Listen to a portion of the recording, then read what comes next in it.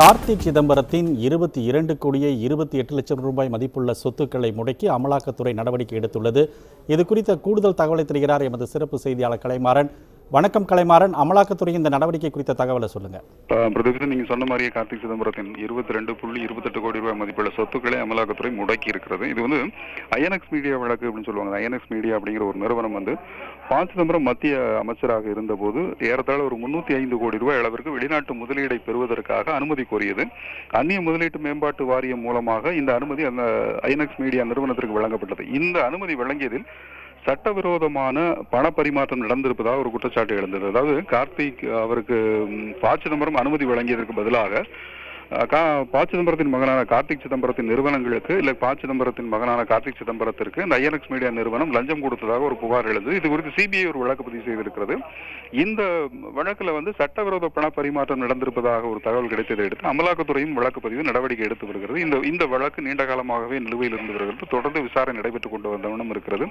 நீதிமன்றங்களில் இந்த வழக்கு விசாரணை சென்று கொண்டிருக்கிறது. இந்த வழக்கு விசாரணையை கார்த்திக் சிதம்பரம் நீதிமன்றத்துக்கு சென்றிருக்க அமலாக்கத்துறை சிபிஐ ஆகியவை அவரிடம் தொடர்ந்து விசாரணை நடத்தி இருக்கின்றனர். இந்த நிலையில தான் இப்ப அமலாக்கத்துறை ஒரு நடவடிக்கை எடுத்திருக்கிறது. கார்த்திக் சிதம்பரத்துக்கு சொந்தமான 22.28 கோடி நீங்க சொன்ன மாதிரி அந்த மதிப்புடைய சொத்துக்களை அமலாக்கத்துறை முடக்கி இருக்கிறது. இது தவிர 3 வர்த்தக நிறுவனங்களின் சொத்துக்களும் முடக்கப்பட்டிருக்கின்றன. இந்த 3 வர்த்தக நிறுவனங்களும் இந்த வழக்கில் தொடர்புடையவை. இந்த நடவடிக்கை எடுத்திருக்கிற அமலாக்கத்துறை வந்து அடுத்த கட்டமாக மேலும் சில நடவடிக்கைகளை எடுக்கும் என்று தெரிகிறது. இது தவிர இந்த வழக்குல வந்து ஏற்கனவே வந்து கைது செய்யக்கூடாது அப்படிங்கிறது ப. சிதம்பரமும் கார்த்திக் சிதம்பரமும் வந்து டெல்லி சிபிஐ கோர்ட்ல வந்து மனு தாக்கல் பண்ணியிருந்தாங்க. அவர்களை கைது செய்யக்கூடாது அப்படிங்கிற ஒரு தடையும் விதிக்கப்பட்டிருக்கிறது. இந்த நிலையில தான் அமலாக்கத்துறை இந்த நடவடிக்கை எடுத்திருக்கிறது. இப்ப கார்த்திக் சிதம்பரம் வந்து சிவகங்கை தொகுதி வேட்பாளராக போட்டியிடுகின்ற நிலையில் இது அவருக்கு ஒரு பெரிய பின்னடைவை ஏற்படுத்துகின்ற ஒரு சூழலை உருவாக்கி இருக்கிறது. அரசியல் ரீதியாக அவருக்கு எதிரான பிரச்சாரங்களை முன்னெடுப்பதற்கு இது ஒரு வழிவகை செய்யக்கூடும்.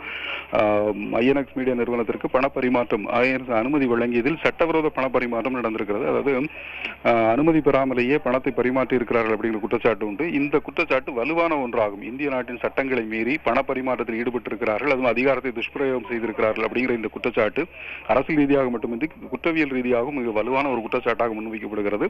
இந்த குற்றச்சாட்டின் அடிப்படையில் அமலாக்கத்துறை தொடர்ந்து நடவடிக்கை எடுத்து வருகிறது. இந்த நடவடிக்கையின் ஒரு அங்கமாகத்தான் இப்போது 22.28 கோடி ரூபாய் மதிப்புள்ள சொத்துக்களை முடக்கி இருக்கிறது. இது தவிர 3 நிறுவனங்களின் சொத்துக்களும் முடக்கப்பட்டிருக்கின்றன. இந்த சொத்து முடக்க நடவடிக்கை கார்த்திக் சிதம்பரம் சிவகங்கை தொகுதியில் வேட்பாளராக நிற்கின்ற இந்த நேரத்தில் முன்வைக்கப்பட்டிருக்கிறது. இது அவருக்கு அரசியல் ரீதியான ஒரு பெரும் பின்னடைவாக கருதப்படுகிறது. பிரதீசன்.